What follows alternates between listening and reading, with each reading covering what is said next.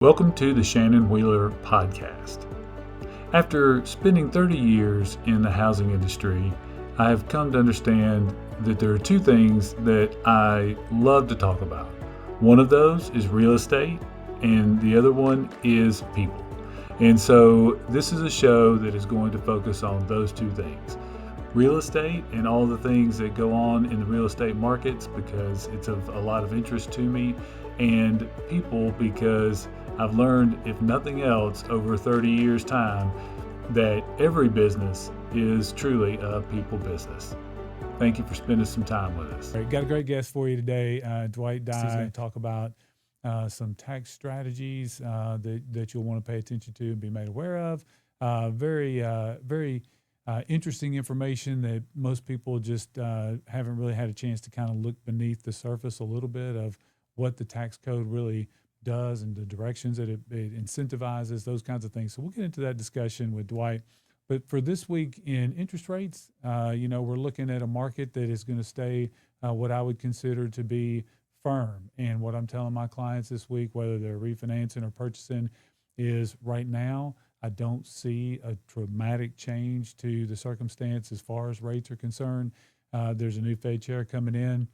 There's a pretty strong call for rates to actually be to raise the rate later in the year. So we'll see how that plays out. Of course, it's dependent upon the headlines and what's happening with our oil situation in the Strait of Hormuz. But once that gets resolved, I think most people think rates will ease a little bit. I still don't know that they fall too far. There's economic factors in play with inflation, et cetera, that are still going to take some time to unwind. So for right now, I consider the market firm. We're in the mid sixes on conventionals. And if you're looking to refinance or purchase, I'd say locking as soon as you come under contract or as soon as you make that decision is probably the safest bet. There's probably more danger to the high side than there is advantage to the low side, just my opinion. But of course, I don't predict interest rates, but we just kind of watch them week to week. So with that, let's get right into the show. My guest today is Dwight Dye. Dwight, welcome to the show. Thanks for having me. Glad to be here. I am so glad to have you. Dwight is a friend, a business partner, one heck of a golfer.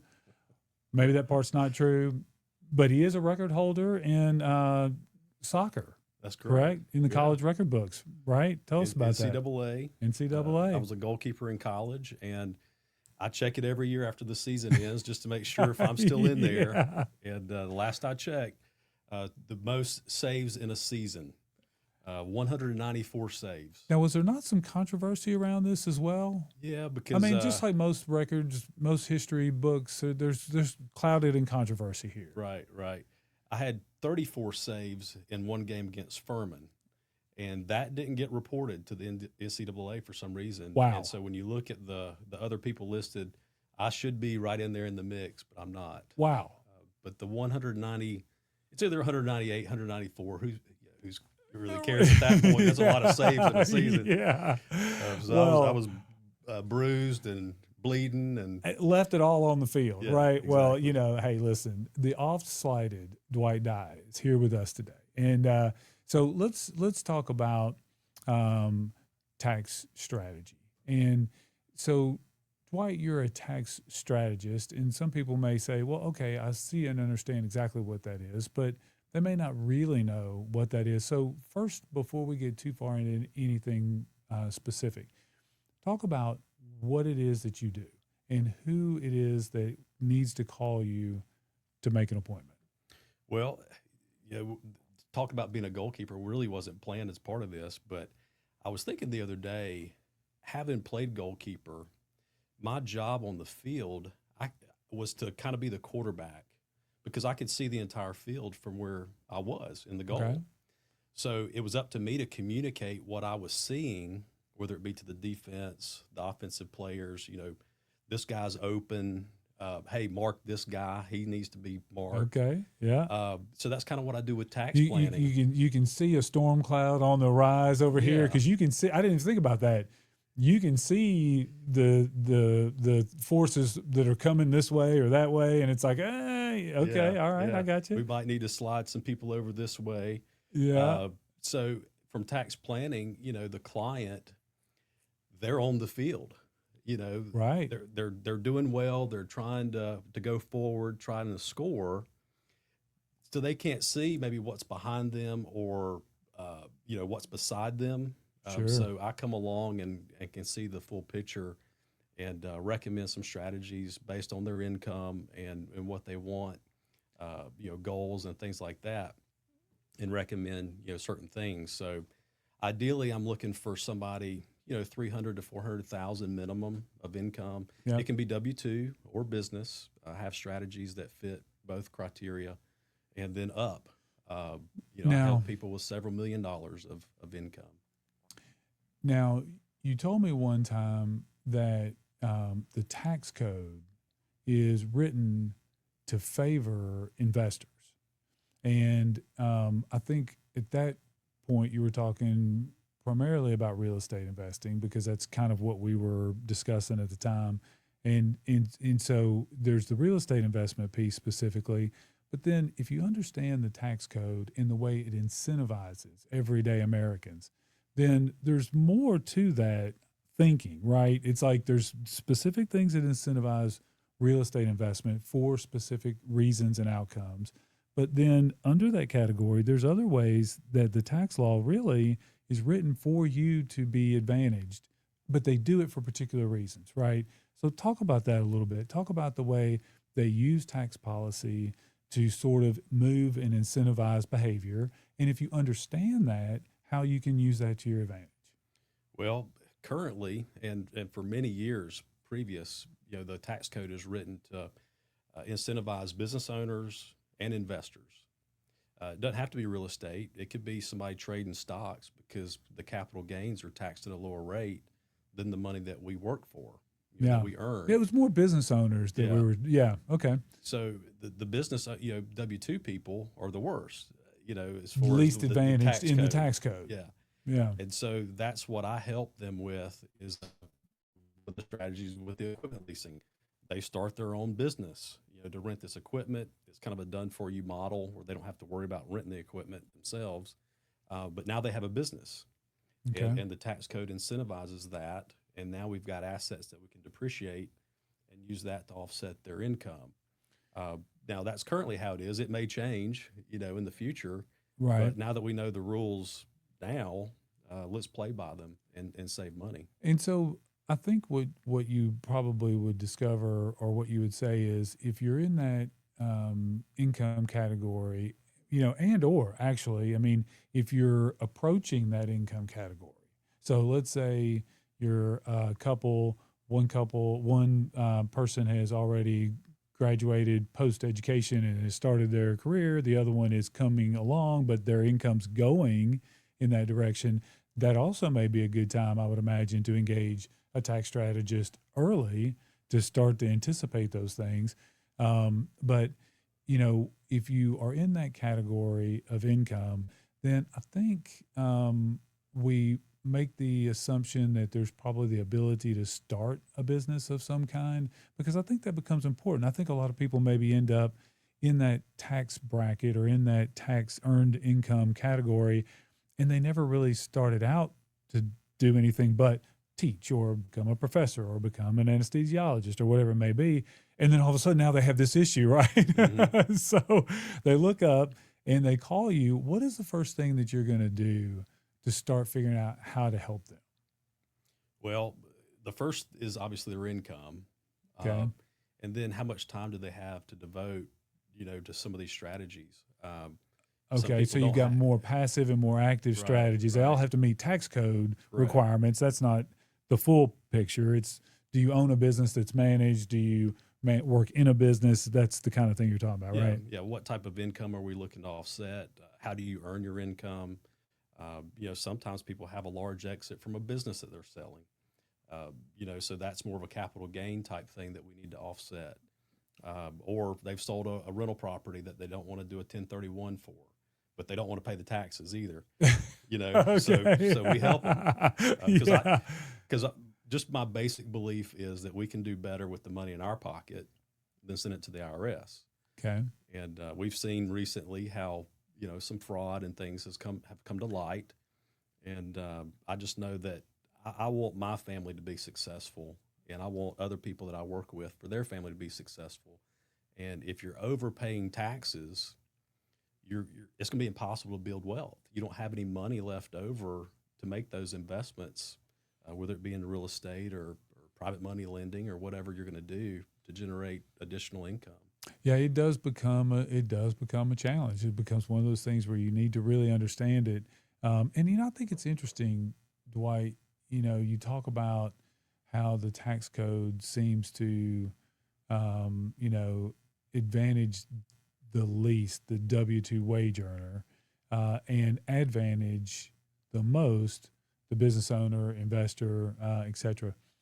And so recently, you had a situation in your family where you had a daughter who was going to be going to college here in Murfreesboro, and you wanted to encourage her to purchase real estate because you understand the way this tax code is going to affect your income and your ability to navigate your income over the course of a long period of time because you see it all the time. Right. So for you looking at this, your next logical step is to say, hey, I understand how this is going to be treated for you as time goes by. So I feel like if we can figure out a way to get you here in this posture of ownership in this space versus not, there's obvious benefits as you go forward. Now, that's something that is not, necessarily available to everyone right away. Some people don't really know what options are out there. And so, I think some of the feedback that you got was mixed. I think there were some people that maybe didn't understand exactly how and why that was happening. But when you talk about this tax code, you talk about the way the government interacts with families and their income and how this happens. I think that's something we need to look at because it plays out in people's lives. So if you don't mind, and I know it's being vulnerable, but talk about that a little bit. Talk about what was going on in your brain. Talk about what your thoughts were from your chair as a tax strategist that helps families navigate this all the time. So talk about that a little bit if you don't mind. Well, I think that real estate is one of the best investments you can make to build wealth with. Okay. It usually always appreciates. I know there's some dips, but for the most part, it goes up over time. So I'm a big fan of investing in real estate. The strategies I help people with, though, aren't really involved in real estate because you get a bigger tax savings with the strategies I help people with. But then I want them to use those tax savings to go buy real estate. Okay. Or I have some other investments they can make as well. Yeah. But we don't have time to talk about all that. Right. So in this particular situation, my daughter, like I said, is going to Middle Tennessee State. She didn't want to live on campus. Yeah. I lived on campus my freshman year and then moved off, where I went. Lived off campus, and it was great. They do that for the record holders. Were you already in the record books, or was that just they saw the potential and they were like? I wasn't even starting at that point. So. Oh. But I knew I just wanted to get away from the dorm. Right. So there's some practical reasons that you're just kind of looking at this for a housing solution, but then you start thinking, how can I do this to our biggest advantage? Well, and then you look at what apartments cost to rent, or other condos and things to rent. I talked with a couple people that I know buy real estate. And I know that they can't buy everything, so I just put some bugs in their ear. I was like, hey, if you hear of anything, let me know. And so it's funny, a guy that goes to our church, he said, well, I've got a duplex that I'm renovating. And I was like, great, how much do you want for it? And he's like, well, I haven't decided how much the rent's going to be. And I was like, rent? I don't want to pay you rent. I want to buy the thing. Yeah. And so that was funny. Yeah. I don't want to pay you rent, anybody. Yeah. So it worked out to where there was a condo that came up on auction. Okay. And my wife and my daughter all went to check it out. We liked it. And, put an offer in and ended up winning it. Now there's a lot of work that needs to be done, but what people, it's funny about that Facebook post is initially it was all friends and family. Congratulations, this is great. This is awesome. I saw the post, and I think it was the second or third person saw it, and I was like, congrats, that's awesome. I mean, I didn't catch the. And then I saw a comment come through that said something about, I can't believe all the negative posts on here. everybody should be excited for her. I was like, what negative comments? Right. And so then I started reading through the comments, and I couldn't believe it. Some of these people, and you know, who don't know my daughter, Yeah. who I'm not even friends with on Facebook. I mean, what did Just you went think viral about that? Like, somehow. what was going through your mind? Was Yeah. it a complete surprise? Like, Well, it opened my, well, you know, I'm kind of, I guess, insulated into the network of friends I have, like you, yeah, who want people to be successful, Yeah. and who knows that there's an abundance out there, and everybody can participate if they put in the work, you know, an effort to do it. yeah, And they don't know what all my daughter has done to get to the point where she is now. She graduated from Central Magnet. It's the #1 high school in Tennessee. tough. It's the 3rd in the whole country. Yeah. She's put in a lot of work in her education. So at MTSU, you know, there's not going to be a whole lot to pay. But she has a college account that we set up when she was born, and not through a 529, because those Okay. weren't very good at the time. So we just set up a All broker mutual account for her. Keep that in mutual mind. fund. We'll have Dwight back for education tax session. Yeah. So she's got money sitting in there that she's not going to need for education. So why not partner with my wife and I on this condo? A lot of the comments alluded to us just giving her the condo. That's not the case. Yeah. She's helped pick out paint colors. She decided the flooring. Yeah. So this has been more of an educational plus an investment for her. Well, and I think there's a way to use that to give and to serve. You know, it's one of those things where if what you're talking about is this gap between haves and have-nots, or this wealth gap, like, I'm all about that. Like, let's have that discussion. I definitely feel like, regardless of what we call it or what we think about it, as a society, in my opinion, we are never going to be better than how we treat the least among us, our old people, and our babies. Well, and people don't. I was thinking earlier. Well, and so to that point, if that's what we want to talk about, let's talk about that. But that is not, in my view, a reason to not make these other good, sound decisions.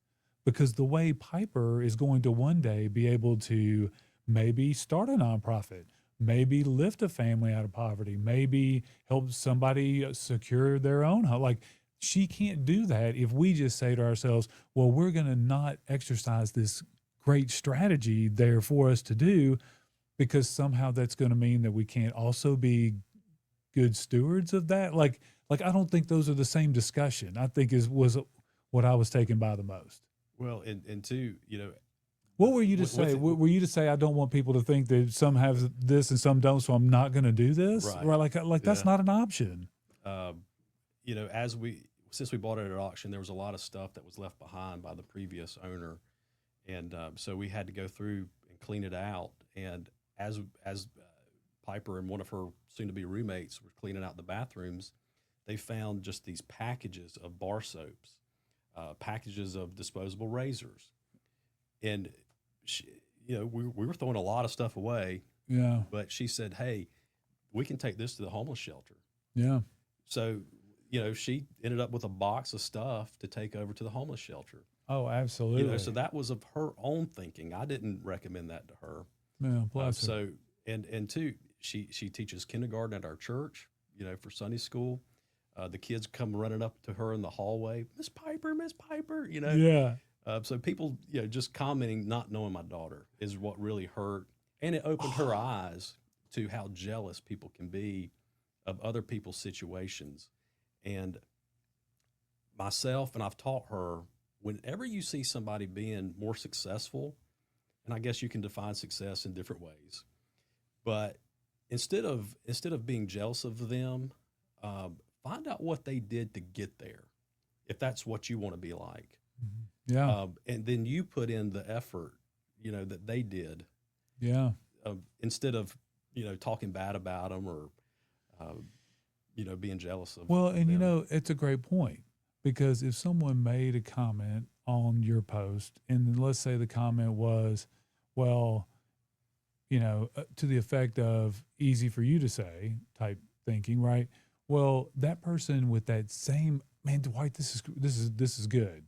With that same energy, that same person could have sent that same number of keystrokes with that same number of letters, Mm-hmm. but the message been, hey, I've never been able to have generational wealth in my family, and I would like to. Would you share with me? Because to a man and to a woman, I have not met one person who would be in that position that'd say no. People love to help. Like if Right, somebody right. came to you and they were like, Dwight, I need to figure out how to create some wealth for myself. Now, you can't go and do it for them, but I'm not gonna volunteer you for something. Of course, I'll talk you into a bunch of stuff. Yeah, you do. You have a way to do that. Yeah, but I would be quick to say that you would say yes. I mean, would you not help anyone that wanted to figure out how to kind of make that less mysterious and make some different choices? Of course. Yeah, I mean, Yeah.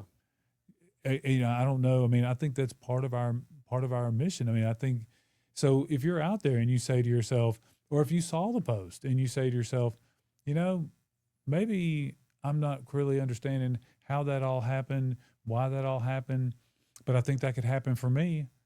Call Dwight. Yeah. Call me. Don't sit out there and think that you can't. I mean, regardless of where you're at in that process, call one of us and we will help you. We will point you in the right direction wherever you're starting. Now, you may not be a tax strategist client just yet, but at the same time, we'll get you going in the right direction. So tax strategists work year round. They don't just come and go with the tax season. So if somebody's out there now, they're listening, they're like, okay, I realize now I pay a ton in taxes. There's probably a better way for me. How do they engage you? When should they get started? And what should they be doing to get themselves ready to meet with you? Well, one thing to mention first is we were talking about W-2 employees. Okay.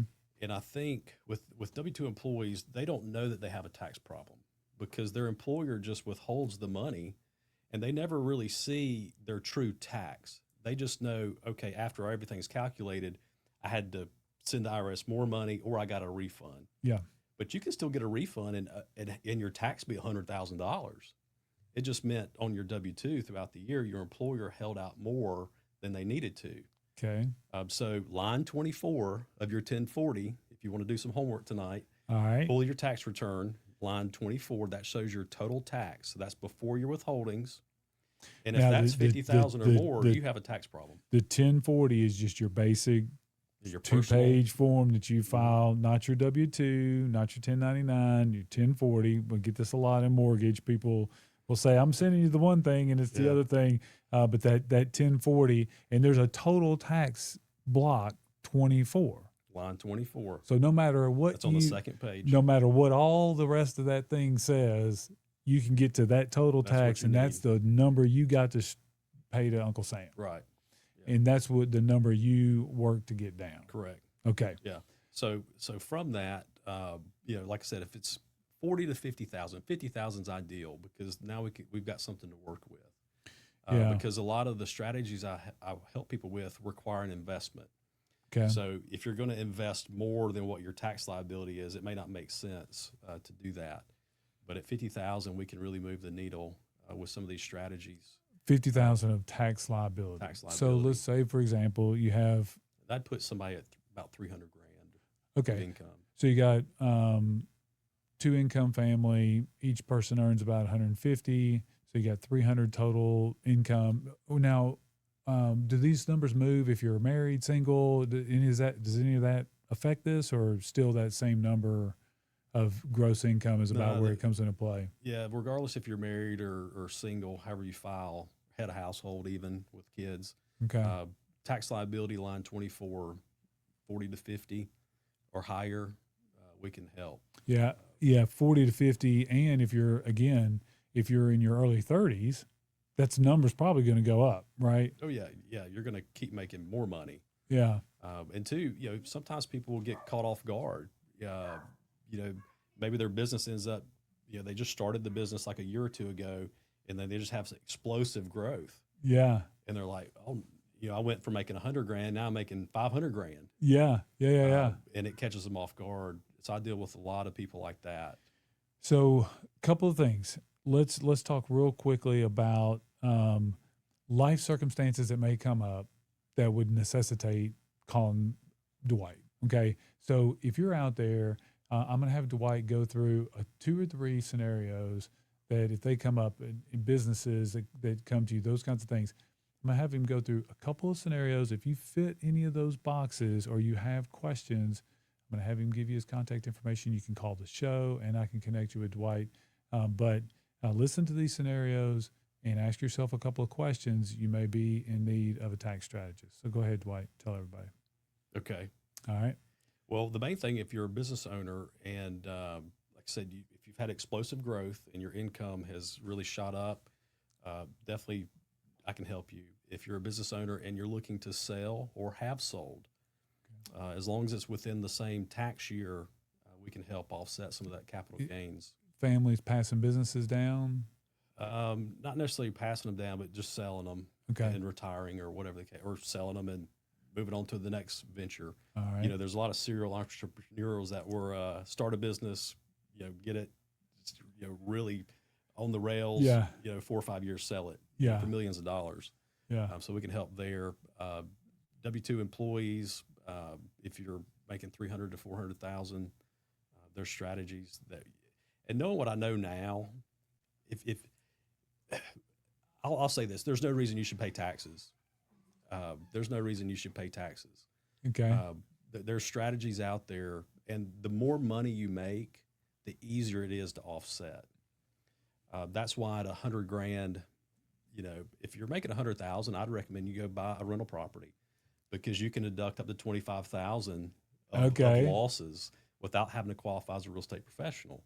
Gotcha. So that could be your play. Just that's your tax strategy at that level. Yeah. But one problem I run into is people do make a lot of money, but then they don't have the money saved to make an investment into the strategy. Yeah. So it's like, okay, well, if you don't have the money saved to go into the strategy, how are you going to pay the taxes? Right. Great point. Because, I've dealt with people making $2 or $3 million, and you ask them what liquid capital they have to do the strategy, and they don't have any. Yeah. Because they have a really nice house, really nice cars. Yeah. Investing back in the business. To spend money. Oh, yeah, there is that. Your tax strategies get rid of the girlfriend. Oh, man. Or marry her and make her the real estate professional. Hey, you heard it right here from Dwight. Get married. Number 1 tax strategy. I thought, though, marriage counseling and tax strategy could go together. They do. Same with mortgage and real estate. Dwight, good to see you. Tell everybody how to reach you real quick. The best way is to go to the website, taxstrategyarchitects.com, or Dwight Dye on any social media platform. All right. Dwight, thanks for joining us. Thank you for spending some time with us.